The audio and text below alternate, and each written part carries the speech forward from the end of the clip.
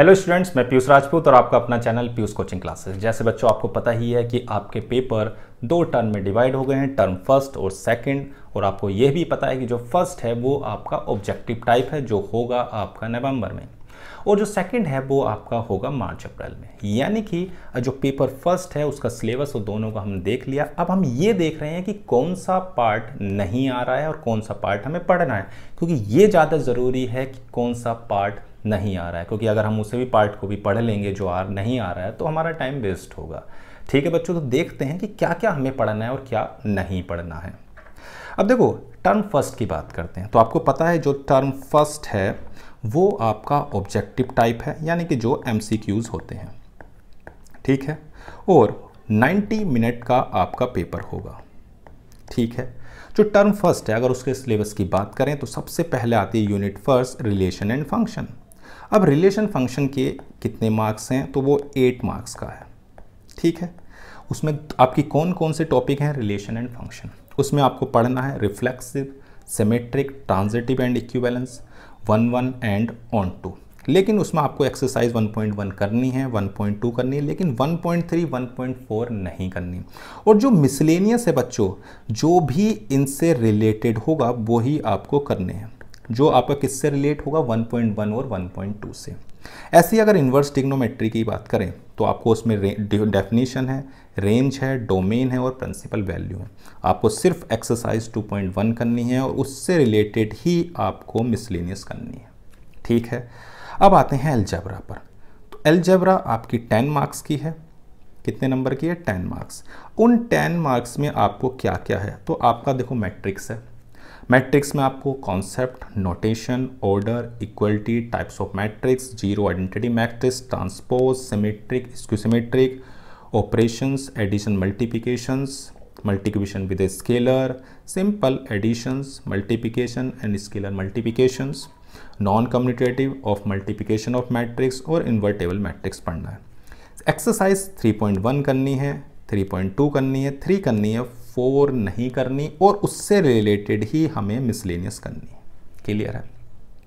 अब देखो डिटर्मिनेंट की बात करते हैं। डिटर्मिनेंट में भी आपको square matrix, minors, cofactors, applications of determinants in finding the area, adjoint पढ़ना है, इन्वर्स पढ़ना है, और उसको लीनियर इक्वेशन जो है उन्हें सोल्व करना है।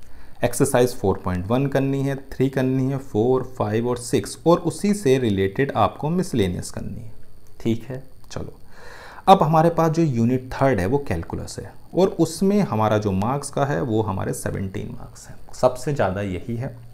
इसमें आपकी सबसे पहले आती है continuity, continuity differentiability, derivative of composite functions, chain rule, derivative of inverse trigonometry, implicit functions, exponential and logarithmic functions देखने हैं। डेरिवेटिव ऑफ लॉगरिथमिक और exponential functions, differentiations, derivative function express in parametric form and second order. उसके अलावा कुछ नहीं करना, क्योंकि जो पेपर होगा वो सिर्फ NCERT बेस्ड ही होगा। इसमें जो आपकी एक्सरसाइज है 5.8 वो आपको बिल्कुल नहीं करनी। बाकी एक्सरसाइज आपको करनी है और इसी से रिलेटेड क्वेश्चंस आपको मिसलेनियस के करने हैं। ठीक है, इसमें सेकंड आता है application of derivative. Application of derivative में आपका इंक्रीजिंग और डिक्रीजिंग फंक्शंस है, टेंजेंट्स, नॉर्मल्स हैं, मैक्सिमा, मिनिमा है। ठीक है, और कुछ प्रॉब्लम्स हैं जो आपकी बेसिक प्रिंसिपल पर हैं। ठीक है ना, और इसमें आपको 6.1 और 6.4 नहीं करनी। उसके अलावा तीनों एक्सरसाइज करनी है और उससे ही रिलेटेड आपको क्या करनी है, मिसलेनियस। अब हमारे पास आता है लीनियर प्रोग्रामिंग, जो 5 मार्क्स का क्वेश्चन होगा, 5 मार्क्स की आएगी।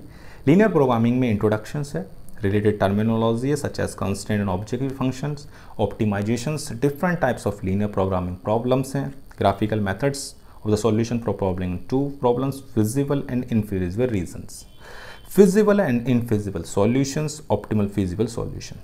एक्सरसाइज सिर्फ 12.1 है, बाकी दोनों एक्सरसाइज नहीं है। मिसलेनियस में अगर 12.1 से रिलेटेड हैं तो ही आपको करना है। ठीक है, इतनी बात। चलो आगे बढ़ते हैं, टर्म 2 पर आते हैं। जो टर्म 2 है बच्चों वो आपका सब्जेक्टिव टाइप है। सब्जेक्टिव टाइप है, ठीक है, 120 मिनट का इसका आपका पेपर होगा। अब इसमें बात करें तो आती है कैलकुलस। कैलकुलस में आपका जो चैप्टर नंबर 5, 6 है वो तो आ चुके हैं। अब यहाँ से आएगा इंटीग्रेशन वाला पार्ट। आपको सिर्फ उन्हीं फॉर्मूले से रिलेटेड क्वेश्चंस करने हैं जो एनसीईआरटी का हिस्सा है। आपको एक्सरसाइज 7.1 से 7.11 तक करनी है, 8 नहीं करनी है। और जो मिसलेनियस है उसको आपको सिर्फ इन्हीं से रिलेटेड क्वेश्चंस करने हैं, ठीक है, इन्हीं से रिलेटेड। एप्लीकेशन ऑफ इंटीग्रल्स में भी आपका एरिया सिंपल कर्व्स होंगे और आपको 8.1 करनी है, 8.2 नहीं करनी और उससे ही रिलेटेड मिसलेनियस करनी है, ठीक है। अब आते हैं डिफरेंशियल इक्वेशन। देखो भाई, डिफरेंशियल इक्वेशन में डेफिनेशन है simple, order, degree, general and particular solutions हैं, solution of differential equation by variable separable, homogeneous and first degree, ये आपके पास है। और इसमें जो एक्सरसाइज है वो आपकी 1, 2, 3, 4, 5 और मिसलेनियस है, ठीक है। वेक्टर्स और 3D का पोर्शन आपका 14 मार्क्स का है, ठीक। इसमें आपकी जो 14 वाला है इसमें vectors and scalars and magnitude, direction, cosine, ratio of vectors, types of vectors हैं, कंपोनेंट्स हैं, मल्टीप्लिकेशंस है, आपकी क्रॉस प्रोडक्ट है, डॉट प्रोडक्ट है, ठीक है भाई, और ज्योमेट्रिकल इंटरप्रिटेशंस हैं। 3 डायमेंशनल ज्योमेट्री में भी आपकी कोसाइन, डायरेक्शन, रेशियो भी इतना, Cartesian equation, vector equation of line है, कोप्लेनर है, स्क्यू लाइन है और शॉर्टेस्ट वाला है, और वेक्टर इक्वेशन ऑफ प्लेन है। 11.1, 2 और 3 है और उसमें से ही रिलेटेड आपके क्वेश्चंस आएंगे मिसलेनियस से, ठीक है। एंड द लास्ट आपके पास आती है प्रोबेबिलिटी जो 8 मार्क्स की है। कंडीशनल प्रोबेबिलिटी है, मल्टीप्लिकेशन एंड थ्योरम प्रोबेबिलिटी है और आपके पास बेस थ्योरम। ये तीनों ही बहुत इंपॉर्टेंट है। और आपके पास जो एक्सरसाइज है 13.1, 2, 3 एंड 4 इसमें पार्शियली है, पूरे नहीं है और ये आपकी नहीं है, और इसी से रिलेटेड मिसलेनियस करनी है। तो बच्चों आपको क्लियर हो गया होगा क्या पढ़ना है और क्या नहीं। इस बात का और दिमाग में रखना कि ज़रूरी नहीं है कि आप टर्म फर्स्ट में टर्म सेकंड नहीं, ये ज़रूरी नहीं है। हो सकता है कि आप टर्म फर्स्ट के टाइम में ही सेकंड टर्म का भी सिलेबस कवर करें। ये ना सोचें कि हम टर्म सेकंड तो बाद में पढ़ेंगे, फर्स्ट अभी पढ़ रहे हैं। हो सकता है कि आपको उस टाइम पर टाइम कम मिले, ठीक है। तो ड्यूरेशंस जो है इस टाइम ज़्यादा है टाइम की, तो आप क्या करें, इसी टाइम को सेकंड पार्ट को भी कंप्लीट करने की कोशिश करें, ठीक है बच्चों। तो आज की क्लास सिर्फ इतना ही। Thank you.